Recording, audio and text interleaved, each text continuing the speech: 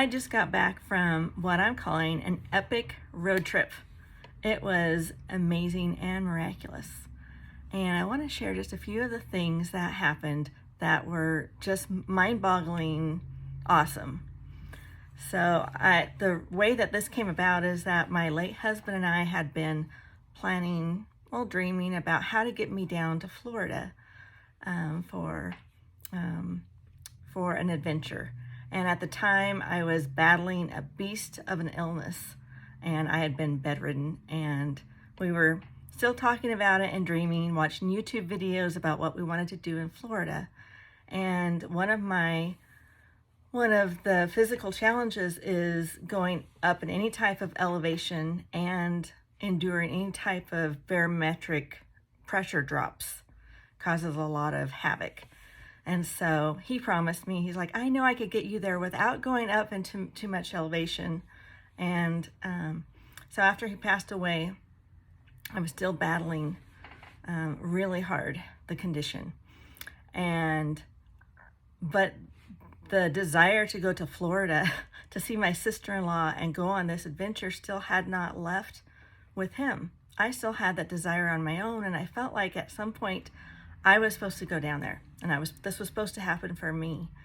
And I was actually in bed, down really hard, and when I heard this inner voice, which I know who it was, but he said, "What would you have to do to prepare for that road trip?" And I said back in my head, "Well, I can't go."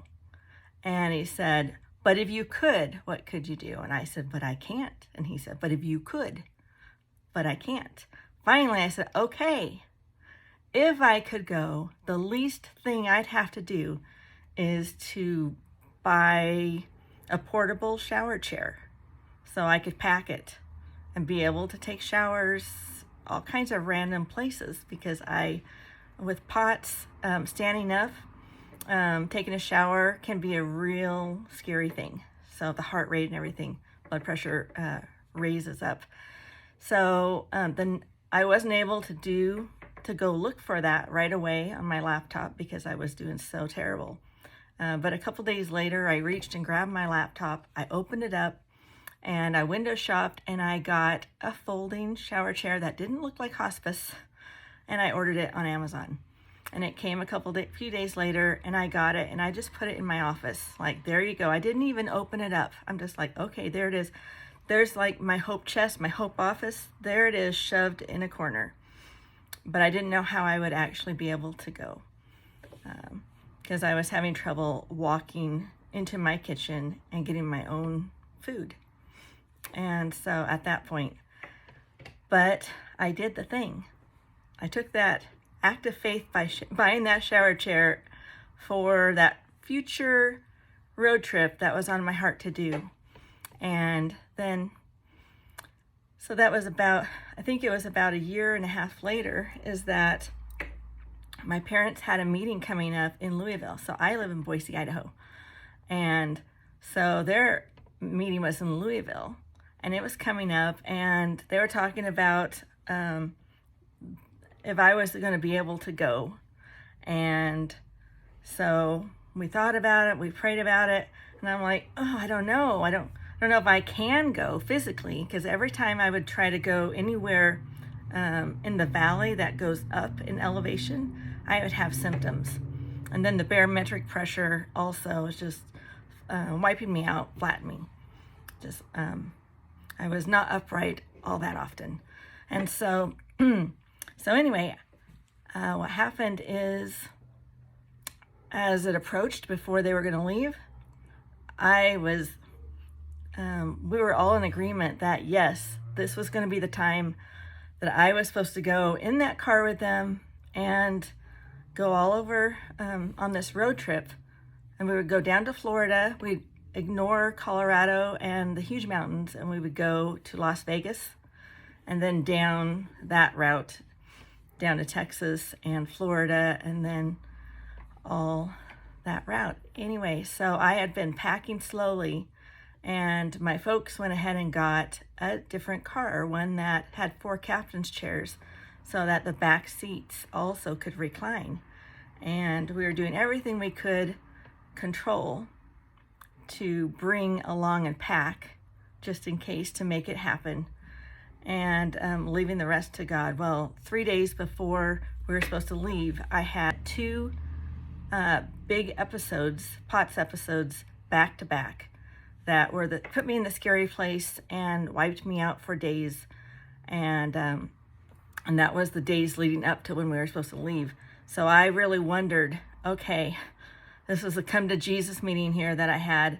It's like, is this me pushing to do my will? Because I have a strong will, even though this would be scary for me to get in the car and put myself in harm's way, and and be stranded and suffering on a road trip that then I wouldn't be able to drive anymore at all. At that point, when it's that bad, I can't ride in a car. So to put myself in that situation, and also ask my parents to get into that type of situation with me, I was taking it seriously. And so, but the 3 of us, me and my folks, all felt like, yes, we were supposed to do this. And so I was feeling very, I don't know, it was fearful, but I was feeling cautious and a little apprehensive about what was going to happen, but I was going to put my feet in that car. So on that Friday, I think it was the beginning of April. And so, anyway, packed all of our stuff up, and I put my feet in that car. And that was the hardest thing to actually do, is to get myself in that car, in position to go put myself out on a limb and see what God was going to do, if I was going to be able to do this road trip or not. And we would know pretty soon, because Boise is 2,700 feet. And then even though we were trying not to go up to elevation, there's no way to get out of Boise without going to up higher, like to go down to Las Vegas. So we had to go up to 6,600 feet up through Salt Lake City. And so when we started driving, I felt some pressure in my head, and I felt some symptoms, breathing symptoms and things, as we started climbing an elevation. And but when we were about, I think it wasn't even 2 hours away, I was just overjoyed, because I had not been able to get that far away from Boise for a long time without being totally wrecked. So the symptoms came. I felt some symptoms, but they did not attack me. And so they left really quickly. And so from that point on, I was just a whole nother level of enjoyment. I was overjoyed. I was exuding like joy. Enthusiasm was oozing out of my pores. And I had my camera. I was taking pictures from the passenger's front seat while my dad was driving. And it's not like I've never seen the desert before, because I've lived here all my life. I've seen the desert, I've seen the mountains, I've seen the scenery thousands and thousands of times, but it was as if I had never seen any of it before. And I was taking pictures of bushes, I was taking pictures of the road, of the trucks next to me on the highway, of the mountains, of the skyline, of the clouds. I mean, it was crazy. My parents were laughing at me. And but the thing is, every single time I thought, okay, I'm going to put my phone down on my lap. I'm not going to take another picture. And I tried not to, but I couldn't resist.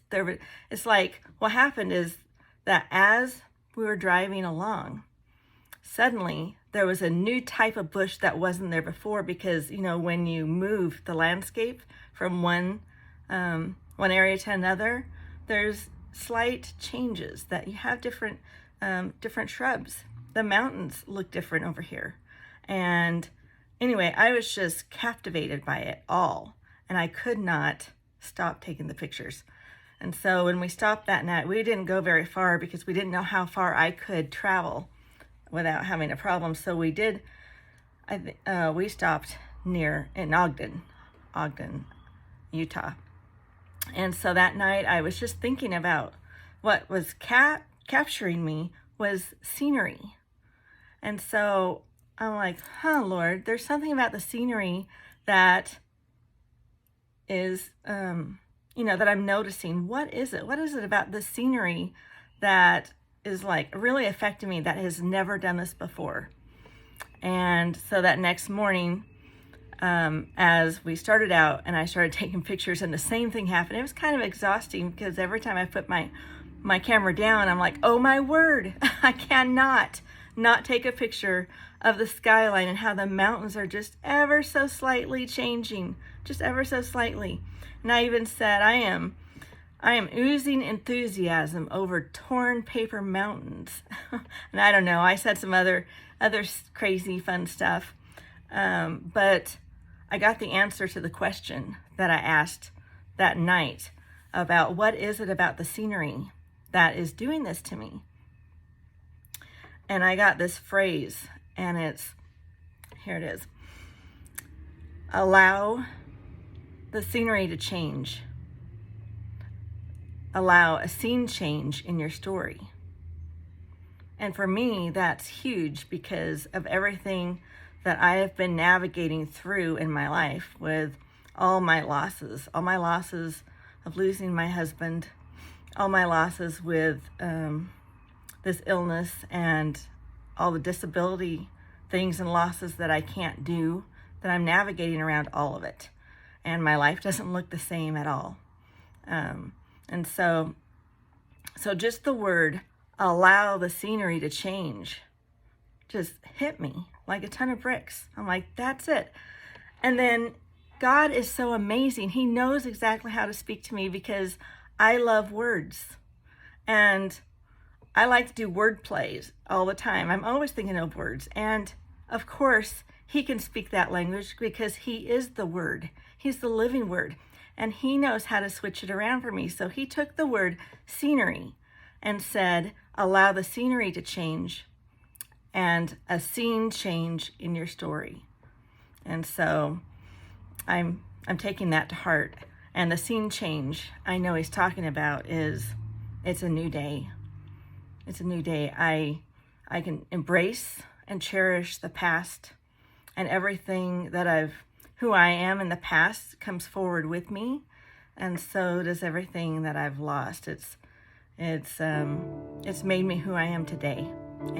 But he's saying, stay forward facing. He has plans and purposes, and it's that scripture that he's always brought back to me about, I know the plans I have for you, plans to give you a hope and a future. And that means a scene change in my story.